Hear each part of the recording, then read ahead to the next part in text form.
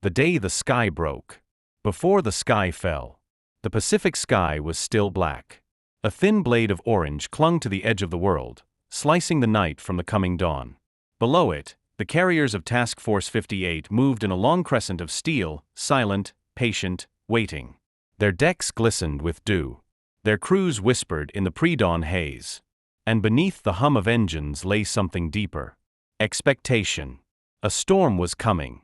June 19, 1944. A day that would be remembered not for struggle, but for slaughter. Not for balance, but for collapse. Not for combat, but for the moment the sky itself chose a side. Most people know Pearl Harbor. Almost no one knows this day. The day nearly 400 Japanese aircraft vanished into the Pacific. The day the Zero's reign ended forever.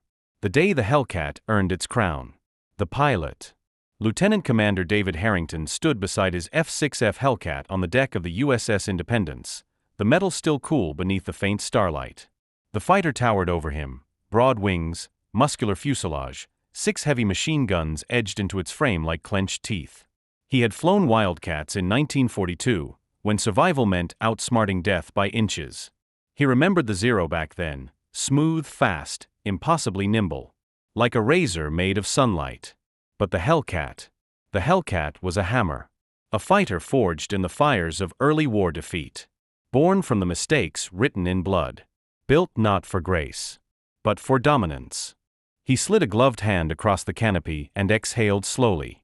Today, he whispered to himself, the sky changes. The ghost of the Zero. Only 3 years earlier, this idea, defeating the Zero, would have been a fantasy.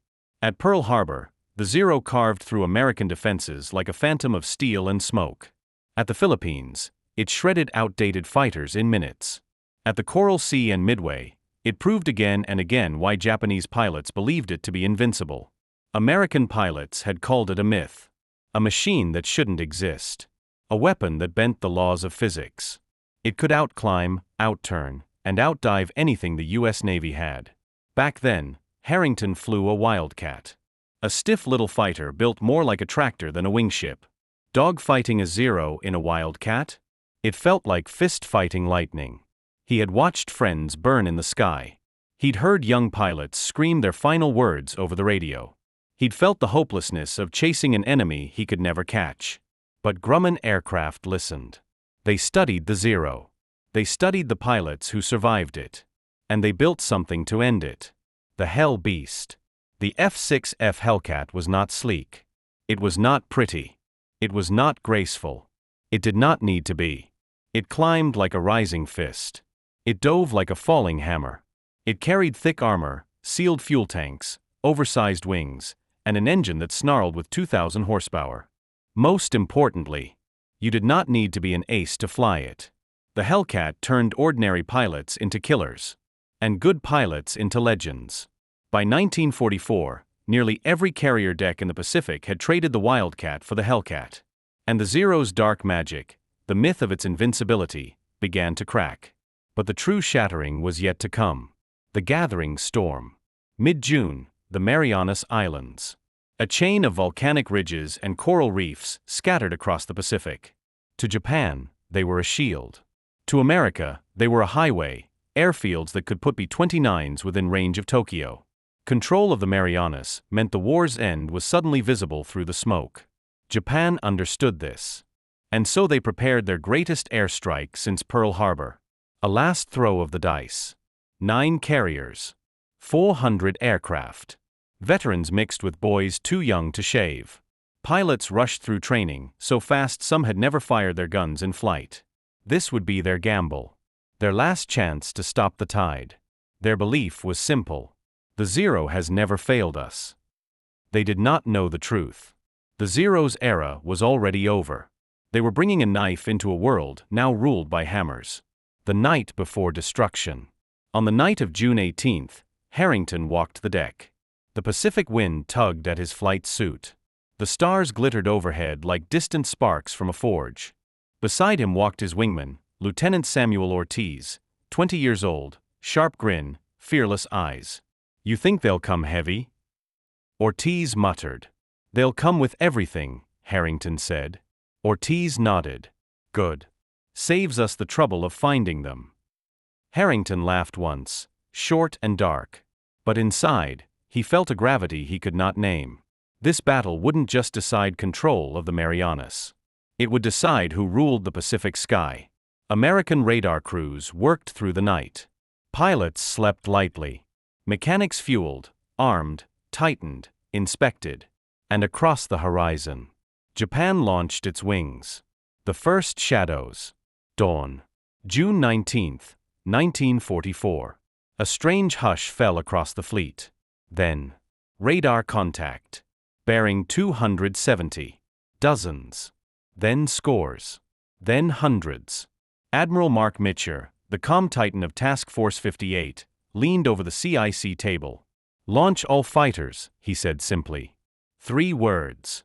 1 command. And history began its collapse. The hell begins. The carrier deck shook as engines roared awake. Ground crews pulled wheel chocks. Catapult tensioners locked in place. The first Hellcat rolled forward. Launch. The fighter screamed down the deck and leapt into the sky. Then another. And another. And another. Until the Pacific air shimmered with blue wings. Harrington taxied to the catapult. The holdback bar clamped. The engines thundered so loudly he could feel it in his teeth. The launch officer saluted. Harrington slammed forward. And the Hellcat was airborne. Above him, dozens of blue fighters banked toward the rising sun, climbing in perfect discipline. This was no panicked scramble. No desperate fight for survival. This was a machine. A war engine forged in steel and training and industry. The U.S. Navy was not the underdog anymore. It was the storm. Contact. At 15,000 feet, Harrington and Ortiz leveled off. A dark line began to stain the horizon. Then it spread. Multiplied. Thickened. The Japanese strike force. Zeros. Vals. Judy dive bombers. Torpedo planes. Hundreds of them. They came in proud, disciplined formation. The echo of an empire that once ruled the skies. Commander Frank Dalton's voice cut through the radio. Hammer flight, targets in sight. Remember, boom and zoom. Never turn with a 0. Hit once. Climb away. Live. Then, gentlemen, show them the Pacific belongs to us now. The dive. Harrington pushed the throttle forward. The Hellcat became a falling star. Wind screamed past the canopy as he dropped into the swarm. The Japanese pilots unaware of the blue death plummeting onto them. At 1,000 yards he had a 0 dead center. The Japanese pilot never looked up. Harrington squeezed the trigger. And the sky lit with fire. 6.50 caliber guns tore the 0 apart. Wood and canvas and fuel vapor became one bright blossom of flame. Splash 1, Harrington said calmly. He pulled up. Rolled over. Climbed again. Below him, the sky dissolved into chaos. Hell and silence. Dive bombers fell burning. Torpedo planes disintegrated under gunfire. Zeros twisted and spiraled, hopelessly outmatched. Time and again, Japanese pilots tried to drag Hellcats into turning fights. But Harrington and his squadron obeyed their training. Strike. Climb. Kill. Escape. At 10:12 a.m., the first wave was gone. Not defeated. Erased. Maybe 80 Japanese aircraft had launched. Less than 10 made it anywhere near the American fleet. None survived. But this was only the beginning. The day Japan's wings were cut from the sky, the first wave had died in fire. But the Pacific was not done burning. At 10:30 a.m., barely minutes after the last pieces of falling wreckage vanished beneath the waves, a new sound crawled across the radio frequencies. A radar operator aboard USS South Dakota whispered it first. New contacts. Large group. Very large. Then the combat information centers across 15 carriers lit up at once. 120 aircraft inbound. Bearing 280. Altitude rising. Admiral Mark Mitcher narrowed his eyes, staring at the glowing screen. Japan wasn't throwing a strike. Japan was throwing its air force. The second wave. Above the carriers, Returning Hellcats refueled and rearmed with terrifying speed. Ground crews moved like a single organism, fuel hoses tightening, ammunition belts slithering into wings, engines screaming back to life. Every 30 seconds, another fighter took the sky. The Americans were no longer reacting. They were hunting. Lieutenant Commander David Harrington lifted off again, the Hellcat vibrating under the weight of fresh ammunition. His wingman, Ortiz, slid into formation, helmet tilted, grin feral. "Round 2, Ortiz said. His tone tried to sound brave, but Harrington heard the tremble in it. "Stay close," Harrington replied. "We go in fast, we come out faster." The black tide. At 16,000 feet, Harrington saw it. A smudge on the horizon. Then a stain. Then a black wave stretching across the sky from edge to edge. Zeros. Vals. Cates. Judas. A flying armada. Some glinted silver in the sun. Some flew crooked, pilots green and uncertain. Some, Harrington sensed instantly, were veterans. Men who had survived Coral Sea, Midway, Santa Cruz. The old warriors of an empire shrinking by the day. This wave was not just an attack. It was a plea. A plea to stop the inevitable. The clash begins. Commander Frank Dalton's voice cut the tension clean. "Hammer flight, this is Dalton. Take the high group. Break them before they break us." The Hellcats tilted into the sun and descended like falling gods. Wind howled. Engines raged. The sky trembled. At 800 yards, Harrington locked onto a Val dive bomber. The pilot jinked right. A sign of experience. But experience no longer mattered. A Hellcat's dive speed was lethal. Harrington fired a 2-second burst. The Val erupted in flame. Its bomb detonated mid-air, spewing dark shrapnel across the sky. "Splash one Val," Harrington said coolly. Ortiz rolled in behind him, tearing apart a Judy whose sputtering engine coughed black smoke before exploding into the sea. The sky was no longer a battlefield. It was a furnace. The sacrifice of the inexperienced. The further the Americans dove, the more chaotic the enemy formation became. Many Japanese pilots broke discipline. Panicked. Wavered. Scattered. These were the new pilots. Boys. Rushed through flight school. Taught to fly but not fight. Barely trained to land on a carrier that no longer existed. Some had 40 hours of flight time. Some had 20. Some, less than 10. They flew bravely. Desperately. Blindly. But courage could not save them. A young Zero pilot tried to climb toward Harrington's dive. Too slow. Too late. One burst. His wing tore away. The aircraft somersaulted in pieces. His parachute never opened. Harrington swallowed hard. "I'm sorry, kid," he muttered. But the sky had no mercy left today. The veterans. Then the real challenge arrived. 3 Zeros broke upward in a perfect rising spiral. A coordinated countermove only elite pilots knew. "Skipper, those are aces," Ortiz warned. "I see them." Harrington pulled his Hellcat into the climb. The engine roared. The wings shook. The Zero leader slipped onto Harrington's 6. A perfect ambush. Dalton saved him. The squadron commander screamed in from above, guns blazing, carving the tail Zero apart in an explosion of debris. "Keep your damn head in the fight, Hammer." Dalton snarled. The other 2 Zeros dove away, survivors of too many battles to stick around. But even they could not escape. A second Hellcat division swept in from the left, slicing 1 Zero apart. The last fled into a cloud bank. It would never return. The veterans were dying too. The elite. The irreplaceable. Japan's last hope. The battle blows wide open. By 11:30 a.m., the sky became unrecognizable. Oil smoke smeared the sunlight. Broken wings fell like dead birds. Parachutes drifted aimlessly, tiny white flowers blooming over a burning sea. American pilots shouted over radios. "Splash another Val." "Got a Zero trying to dive." "Torpeckers breaking formation, they're running." "Watch the high group." "He's on my tail, help." Through the chaos, Harrington spotted a torpedo bomber creeping low, heading straight toward Task Force 58. "Not happening," he growled. He dove, guns roaring. Fuel tanks ignited. The aircraft folded into the waves. Another threat erased. Another life ended.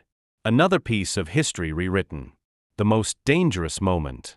Then it happened. A Zero dropped in behind Harrington, close, too close. Gunfire stitched across his right wing, sparks exploding along the metal. "Skipper! Brake right!" Ortiz yelled. "I can't, he's too tight." The Zero pressed harder, staying glued to Harrington's tail, pilot aggressive and skilled, the kind who had killed dozens. Harrington forced the stick forward. The Hellcat dove. The Zero clung to him like a shadow. 5,000 feet. 4,000. 3,000. The sea rushed up like a rising wall. "He's going to overshoot, hold steady," Ortiz shouted. At 2,000 feet, Harrington yanked the Hellcat into a vertical climb. The Zero tried to follow. Its engine sputtered. It stalled. It hung motionless for a split second. Harrington dropped onto its tail. One burst. The Zero disintegrated. Ortiz whooped. "That's how it's done." Harrington took a shaking breath. He had almost died. But the Hellcat had saved him. Again. A sky of falling suns. The second wave disintegrated by noon. Nearly 200 Japanese aircraft had attacked. Almost none remained. More waves were coming, but each was weaker, more desperate, more broken. Pilot after pilot in Task Force 58 radioed the same word: slaughter. Admiral Mitchell listened in silence. War was many things, but rarely this one-sided. Still, he felt no joy, only inevitability. The third wave. Radar detected it at exactly 12:45 p.m. A smaller formation. 80 aircraft. But these pilots were barely trained. Some flew ancient A6 M20s. Some flew outdated Claudes. Some flew trainers modified to carry small bombs. The Hellcats met them like wolves descending on sheep. Harrington destroyed 2 aircraft in a single diving pass. Ortiz took down 1 bomber so slowly it almost looked merciful. "Skipper," Ortiz said quietly, "these kids, they shouldn't be here." "I know," Harrington responded. "They're dying for a war that's already lost." The fourth wave, the final collapse. At 1:15 p.m., the last wave was detected. 50 aircraft. Barely holding formation. These were the scraps. The remnants. Planes pulled straight from training fields, thrown into the air in desperation. The Hellcats reached them before they got within 80 miles of the fleet. It was not a battle. It was erasure. One pilot refused to bail out from his burning Zero. He rode it into the sea, choosing death over capture. Another attempted a head-on attack and died in a flash of fire. By 2 p.m., the fourth wave no longer existed. The sky goes silent. Suddenly. Silence. No more incoming contacts. No more swarms. No more formations. Only a few parachutes drifting down like ghosts. Only pillars of smoke rising from the sea. Only the faint hum of Hellcats circling victoriously above Task Force 58. Ortiz's voice came through quietly. "Skipper. I think we just watched a whole Air Force die." Harrington said nothing. There was nothing left to say. The day the Zero died. The sky after the slaughter. By mid-afternoon on June 19, 1944, the sky over the Philippine Sea no longer looked like a battlefield. It looked like a grave. Oil slicks glimmered across the waves, black mirrors reflecting the smoke of a dying air arm. Wooden fragments and torn canvas drifted like broken feathers. Parachutes sagged listlessly, empty or occupied by men whose chances of survival were slim at best. Above it all, Hellcats cruised in perfect formation, engines humming like distant thunder. Not victorious. Not triumphant. Just silent. Lieutenant Commander David Harrington banked gently over the floating wreckage. Ortiz's voice crackled through the radio, quiet and shaken. "Skipper. I've never seen anything like this." Harrington answered softly. "Nobody has. And God willing, nobody ever will again." The landing. Harrington guided his Hellcat back toward the USS Independence. The deck swayed rhythmically, spray whipping over the bow. His wheels touched down hard. The arrestor hook caught. The fighter screeched to a halt. He cut the engine. For a moment he simply sat there, hands trembling on the controls, ears ringing with the phantom noise of combat. When he finally stepped onto the deck, the air hit him like reality. Fuel, sweat, hot metal, and distant smoke. Ortiz limped over, helmet tucked under his arm. "Skipper," he said breathlessly, "I think we just won the war." Harrington didn't smile. Instead, he looked toward the west. Toward the endless Pacific. Toward the drifting survivors of a shattered empire. "No," he whispered. "We just ended theirs." The debrief. That evening, inside the carrier's ready room, men crowded around tables littered with maps, coffee cups, and half-smoked cigarettes. Captain Walter Green, commander of Air Group 22, stood before them. His voice was firm, measured, but even he struggled to wrap logic around the numbers. "4 waves attacked us today," Green said. "The enemy launched approximately 375 aircraft." He paused. Silence thickened. Task Force 58 lost 29. No man spoke. Even the hum of the ship's engines felt quieter, as if the steel itself understood the gravity of the day. Harrington leaned forward. "Sir, what's the enemy got left?" Green exhaled slowly. "Not enough to matter." The end of Japanese naval aviation. Historians later called it the Great Marianas Turkey Shoot. A name pilots hated. It trivialized the reality. It turned slaughter into sport. But whatever one called it, the truth was undeniable. Japanese naval aviation died on June 19, 1944. Not physically. Planes would still fly. Pilots would still fight. But strategically, functionally, irreversibly, it was gone. The elite pilots who had terrorized the Pacific in 1941. The men who had danced the zero through impossible turns. Who had carved their names into the sky. Almost all were dead. The replacements? Boys. Barely trained. Barely prepared. Barely alive when their planes reached the battle line. No nation can lose 400 aircraft in a single day. And recover. And Japan never did. The cost of myth. That night Harrington stood alone at the rail of the flight deck, staring at the blazing Pacific horizon. His Hellcat sat behind him, wings folded like a resting bird of prey. Ortiz joined him, head lowered. "You ever think," Ortiz said, "that maybe they believed the zero was still unbeatable?" Harrington didn't look away from the waves. "They did," he whispered. "And that belief killed them. Because war is not about legends. War is not about myths. War is about systems. About fuel, factories, training, replacement, numbers." Japan entered the war with brilliant pilots and brilliant machines, but with no ability to replace them. America entered with neither, but with a machine of industry larger than any in human history. On June 19, that machine revealed its full power. The morning after, June 20, dawned over a Pacific cleansed of enemy aircraft. Task Force 58 sailed west, untouched, unstoppable. Below decks, pilots slept for the first time in days. Some with smiles. Some with nightmares. Above decks, crews packed ammunition crates, repaired wings, refueled fighters. The war was far from over. But the balance of the sky had shifted forever. Japan would fight on. Bitterly, desperately. But never again would it threaten American carrier aviation. Never again would the zero be feared. The aftermath in Japan. Half a world away in Tokyo, Admiral Jisaburo Ozawa received the reports.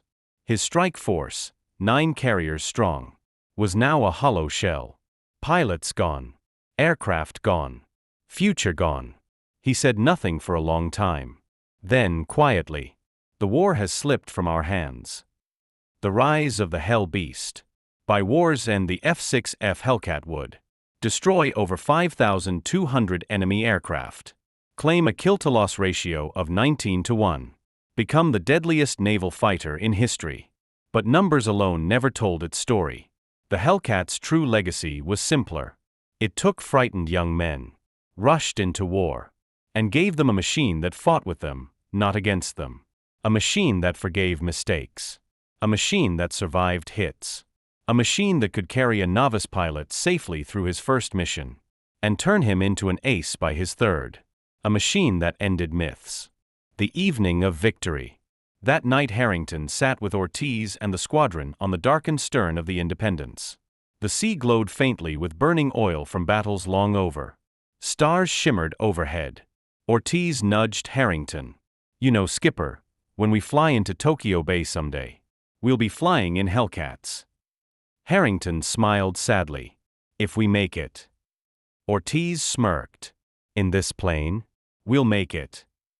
Somewhere down below, a mechanic shouted as he dropped a wrench. Men laughed. For a brief moment, the war felt far away. The legacy. Years later, historians would mark June 19, 1944 as the day Japan's air arm shattered, the day the Zero's legend died, the day America claimed undisputed control of the Pacific skies, the day the Hellcat became eternal. And yet the pilots who fought that day rarely bragged. They remembered the chaos, the smoke, the desperate young faces in enemy cockpits. Harrington remembered a single Zero, a pilot no older than Ortiz, who kept fighting even as flames wrapped his wings. Courage exists on both sides of history, but courage cannot stop the tide. The closing words.